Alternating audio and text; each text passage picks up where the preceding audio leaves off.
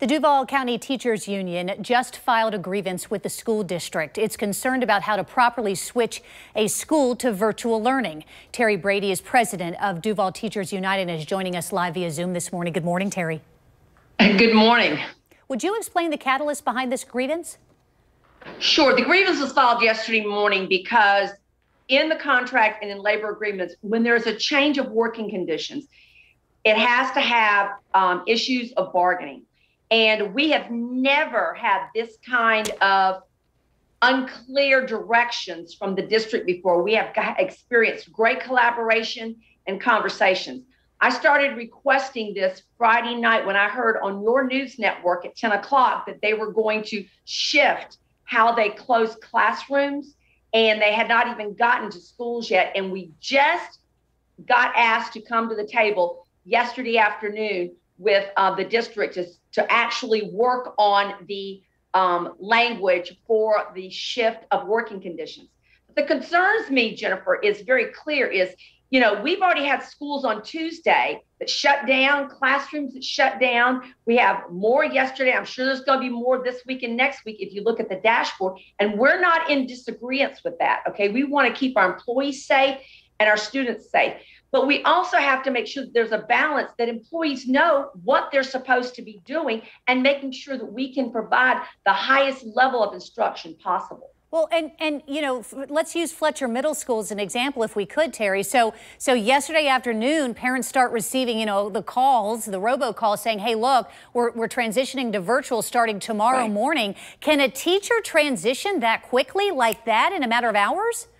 If they were here in the spring of 20, where we shut the entire district down and we literally shifted over in 4 days. And if they were here at any time last year, I could say yes. It won't be the highest level of instruction, but yes. But you've got a lot of new hires in the district, people that still have their laptops that possibly have work orders in. We've got teachers that have already been out that have never set up their Teams account yet because they've only been employed 2.5 weeks. All of this could have been mitigated if we had turned around and just collaboratively worked on this, because we have manuals in place. They just need to be updated and put forth. Hopefully we started that process late yesterday afternoon, and hopefully we'll be able to finish it today.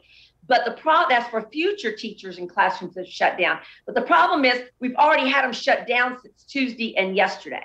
Well, and help me out here. I mean, if we knew when the pandemic started that there had to be this quick, you know, transition, why isn't there a policy or procedures or manuals updated before the school year starts, given the fact that we knew that the Delta variant was getting really bad and that it could end up closing down schools?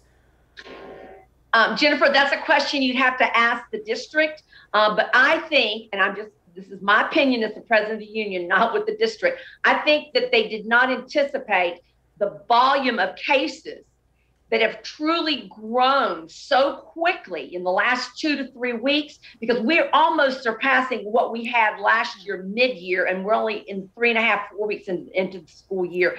So I think time got away with them.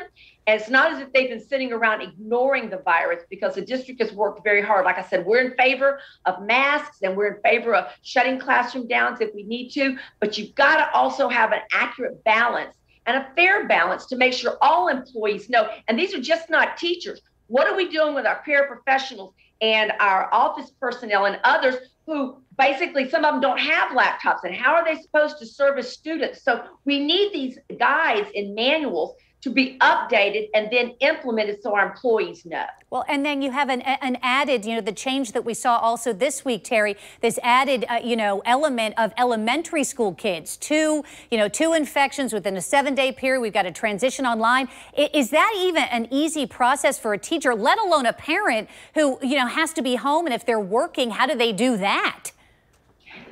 It is a challenge. And I think our teachers and most of our employees have a better ability to transition if they have the correct guidelines and formatting as to what they're supposed to be doing. I feel very sorry for parents who are working and they don't even hardly have time to notify their employers that they must stay home with their child from anywhere from 7 to 14 days, depending on what the health department is going to indicate.